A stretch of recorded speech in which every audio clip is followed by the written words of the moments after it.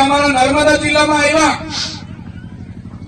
ત્યારે શિક્ષણ મંત્રીએ મારા નામની અનેક ટિપ્પણીઓ કરી, અનેક ભાષણો કર્યા.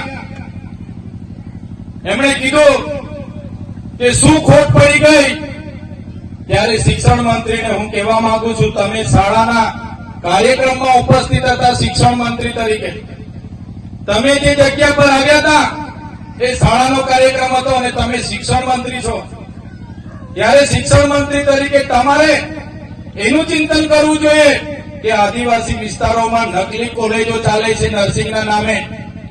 આદિવાસી વિસ્તારોમાં એક શિક્ષકથી હજારો શાળાઓ ચાલે છે, એની ચિંતા તમારે કરવી જોઈએ.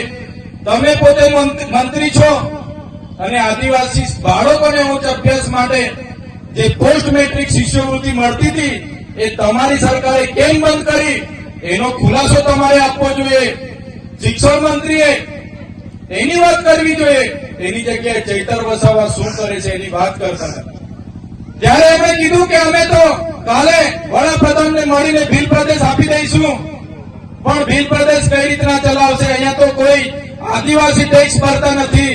ત્યારે શિક્ષણ મંત્રીને ખબર ન હોય તો એમની જાણ માટે હું કહી દઉં છું, આદિવાસી વિસ્તારમાં જે પાણી છે, વીજળી છે, લિગ્નાઇટ છે, રેતી છે, પથ્થર છે, જળ છે, જંગલ છે, જમીન છે, એમાંથી અનેકો કરોડો ને પણ અબજો રેવન્યુ અમે જનરેટ કરીએ છીએ. એનાથી આ દેશ ચાલે છે.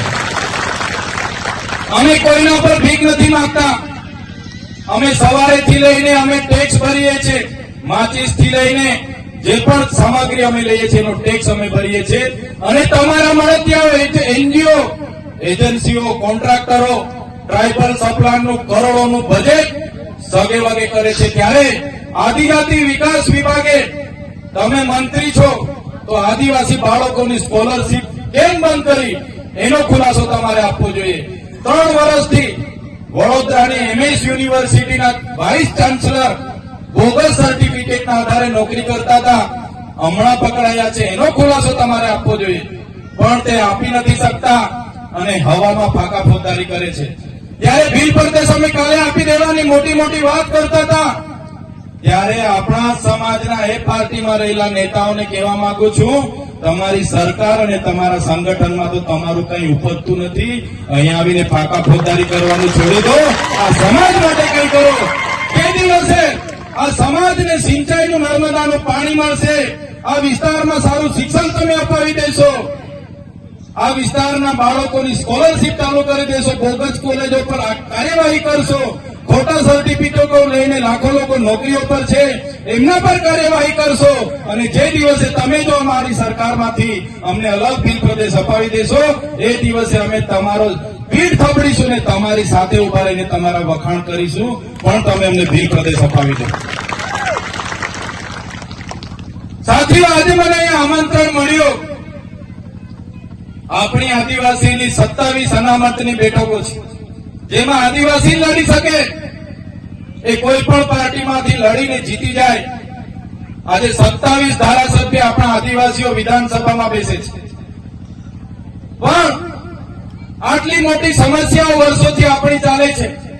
તો અત્યારે ડબલ એની જમીનો બધી દાહોદ હોય, મહીસાગર હોય, પંચમહાલ હોય, કેવડિયા હોય, નર્મદા હોય, આ સરકારના અધિકારીઓ શ્રી સરકાર કરીને બધા એમના મળતિયાઓને આપી દે છે.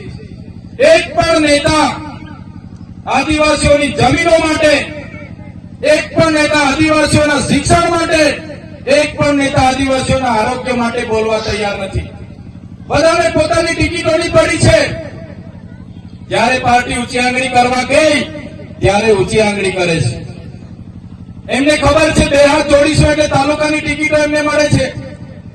પગે પડે એટલે એમને જિલ્લાની ટિકિટો મળી જાય છે. અને ઉપડા પડીને દંડવત કરી દે તો ધારાસભ્યની ટિકિટ મળે છે. એ જ આપણા નેતાઓ પાર્ટીઓમાં કરી રહ્યા છે.